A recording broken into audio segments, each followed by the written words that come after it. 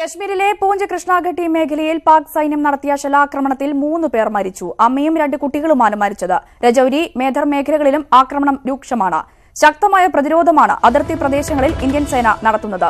അതേസമയം പാകിസ്ഥാൻ ഇന്ത്യയ്ക്ക് കൈമാറിയ വിംഗ് കമാൻഡർ അഭിനന്ദനെ ഡൽഹിയിൽ ഡീബ്രീഫിംഗ് എന്ന വിശദമായ ചോദ്യം ചെയ്യലിന് വിധേയമാക്കും.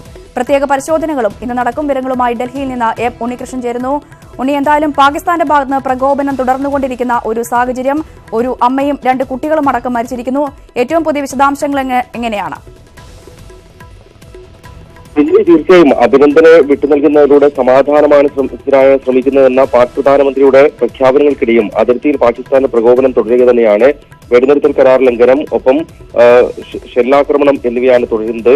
ചെറു പീരങ്കികൾ ഉപയോഗിച്ചുള്ള വെടിവയ്പ്പുകളും നടക്കുന്നുണ്ട്. ഈ സാഹചര്യത്തിൽ അതിർത്തിയിൽ ഇന്ത്യൻ സൈന്യവും തിരിച്ചടിച്ചുകൊണ്ട് തന്നെയാണ് ഇതിന് മറുപടി നൽകുന്നത്. ഇന്നലെ ഉണ്ടായ ആക്രമണത്തിലാണ് ഒരു കുടുംബത്തിലെ 3 പേർ കൊല്ലപ്പെട്ടിരിക്കുന്നത്. ഈ പാകിസ്ഥാന്റെ ഭാഗത്തു നിന്നുള്ള ഷെല്ലിങ്ങിനെ തുടർന്നായിരുന്നു ഈ 3 പേർ കൊല്ലപ്പെടുന്ന സംഭവം ഉണ്ടായത്. സമാനമായ രീതിയിൽ പല സെക്ടറുകളിലും പൂഞ്ച് സെക്ടർ അടക്കമുള്ള മേഖലകളിൽ പാകിസ്ഥാൻ വെടിനിർത്തൽ കരാർ ലംഘനം നടത്തുക തന്നെയാണ്. ഏതായാലും ഇത്തരത്തിൽ പാകിസ്ഥാന്റെ പ്രകോപനം തുടരുന്ന സാഹചര്യത്തിൽ എങ്ങനെ തുടർ നടപടികളുമായി മുന്നോട്ട് പോകണമെന്ന് സംബന്ധിച്ച് വിശദമായ കൂടിയാലോചനകൾ സർക്കാർ തലങ്ങളിലും സൈനിക തലത്തിലും ഉണ്ടാകാനുള്ള സാധ്യതയുണ്ട്. അതോടൊപ്പം തന്നെ ഭീകരർക്കെതിരായ നടപടിയുമായി ഇന്നും മുന്നോട്ട് പോകുന്നുണ്ട് സൈന്യം പല മേഖലകളിലും. ഇന്നലെ ഭീകരരുമായി നടന്ന ഏറ്റുമുട്ടലിൽ 5 പേരാണ് മരിച്ചിരുന്നത്. ഒരു പ്രദേശവാസിയും 2 സൈനികരും 2 ജമ്മു കാശ്മീർ പോലീസിലെ ഉദ്യോഗസ്ഥരും അടക്കം 5 പേർക്കാണ് ജീവൻ നഷ്ടമായിരുന്നത്.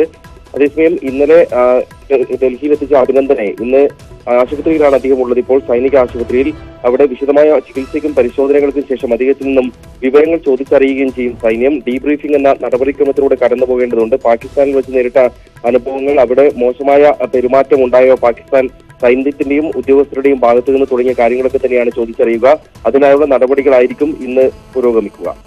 ഉണ്ണി, എന്തായാലും സൂചിപ്പിച്ചതുപോലെ ഡീബ്രീഫിംഗ് ഉൾപ്പെടെയുള്ള നടപടികൾ നടക്കേണ്ടത്. ഇത് സ്വാഭാവിക നടപടിക്രമം മാത്രമല്ലേ? ഇത് ഇന്ന് തന്നെ പൂർത്തിയാകാനുള്ള ഒരു സാധ്യതയാണോ കാണുന്നത്?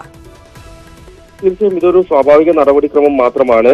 കാരണം ഈ സാധാരണ രീതിയിൽ ഒരു ശത്രു രാജ്യത്തിന്റെ പക്കലേക്ക് പോവുകയാണെങ്കിൽ, അവരുടെ പിടിയിലാവുകയാണെങ്കിൽ തിരിച്ചെത്തിയാൽ ഈ നടപടിക്രമങ്ങളൊക്കെ പൂർത്തിയാക്കേണ്ടതുണ്ട്. അതിൽ പ്രധാനപ്പെട്ട കാര്യം ഈ ശാരീരിക പരിശോധനകളും വൈദ്യപരിശോധനയും പൂർത്തിയാക്കാനുള്ള കാര്യം.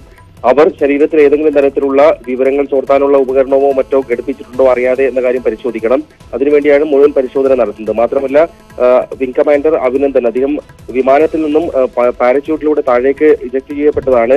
അതുകൊണ്ട് തന്നെ ശാരീരികമായ പ്രശ്നങ്ങൾ ഏറ്റിട്ടുണ്ടാകാം. പല സൈനിക വിദഗ്ധരൊക്കെ ചൂണ്ടിക്കാണിക്കുന്നത് കാൽമുട്ടിനൊക്കെ വലിയ പരിക്കേൽക്കാനുള്ള സാധ്യതയുണ്ട് എന്നുള്ളതാണ്. ആ രീതിയിൽ അദ്ദേഹത്തിന്റെ വൈദ്യ പരിശോധനാ ഫലം ലഭിച്ച് മെഡിക്കൽ ഫിറ്റ്നസ് ഉണ്ടോ എന്ന് ബോധ്യപ്പെടുത്തണം. അദ്ദേഹത്തിന് ഇനിയിപ്പോൾ യുദ്ധവിമാനം പറത്താൻ അനുമതി നൽകുമോ എന്ന കാര്യവും അറിയേണ്ടതുണ്ട്. സാധാരണ രീതിയിൽ ഒരു 3 മാസത്തെ കാത്തിരിപ്പെങ്കിലും ആവശ്യമുണ്ട്. മെഡിക്കൽ ഫിറ്റ്നസ് തെളിയിക്കണം. നിലവിലുള്ള പരിക്കുകളൊക്കെ മാറ്റി ക്ഷമത തെളിയിച്ചാൽ മാത്രമാണ് അതിനുള്ള അനുമതി നൽകുക. അല്ലെങ്കിൽ സൈന്യത്തിന്റെ മറ്റേതെങ്കിലും വകുപ്പുകളിലായിരിക്കും ചുമതല നൽകുക. ആ രീതിയിലുള്ള പരിശോധനകളൊക്കെ പുരോഗമിക്കും. അത് വരും ദിവസങ്ങളിലും ഉണ്ടാകും. ഏതായാലും ശാരീരികമായ പരിശോധന ഇന്നിപ്പോൾ പൂർത്തിയാക്കും സൈനിക ആശുപത്രിയിൽ. അതിന്റെ മുറയ്ക്ക് തന്നെ മറ്റ് വിവരശേഖരണവും ഉണ്ടാകും.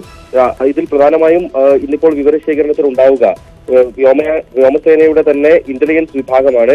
അവരായിരിക്കും ഈ വിവരശേഖരണം നടത്തുക. അതിനുശേഷം വേണമെങ്കിൽ ഐബിക്കും റോയ്ക്കും ചോദ്യം ചെയ്യാൻ കഴിയും. രഹസ്യാന്വേഷണ ഏജൻസികൾക്ക് ഏതെങ്കിലും തരത്തിലുള്ള പ്രകോപനം പാകിസ്ഥാന്റെ ഭാഗത്തു നിന്ന് ഉണ്ടായി എന്ന് കണ്ടാൽ, ഉപദ്രവിക്കാനൊക്കെയുള്ള ശ്രമം ഉണ്ടായി എന്ന് കണ്ടാൽ അതിനെ നയതന്ത്ര തലത്തിൽ തന്നെ നേരിടാനും കഴിയും. ഇന്നലെ തന്നെ പാകിസ്ഥാൻ അഭിനന്ദനെ വിട്ടുകിട്ടുന്നതിന് ഏതാനും മണിക്കൂറുകൾക്ക് മുമ്പ് ചെയ്ത നടപടി വലിയ വിമർശനത്തിനിടയായിട്ടുണ്ട്. അഭിനന്ദനെ നിർബന്ധിച്ചുകൊണ്ടൊരു വീഡിയോ ഇടുകയാണ് ചെയ്തത് പാകിസ്ഥാൻ. അത് ഫലപ്രയോഗത്തിലൂടെ എടുത്തതാകാമെന്ന സംശയമാണുള്ളത്. ആ വീഡിയോ ഇപ്പോൾ പാകിസ്ഥാൻ തന്നെ ഡിലീറ്റ് ചെയ്യുന്ന സാഹചര്യവും ഉണ്ടായിട്ടുണ്ട്. ശരി ഉണ്ണി, കശ്മീരിലെ പൂഞ്ച് കൃഷ്ണഘട്ടി മേഖലയിൽ പാക് സൈന്യം നടത്തിയ ഷെല്ലാക്രമണത്തിൽ 3 പേർ മരിച്ചു. വിശദാംശങ്ങളാണ് ഡൽഹിയിൽ നിന്നും എം ഉണ്ണികൃഷ്ണൻ നൽകിയത്.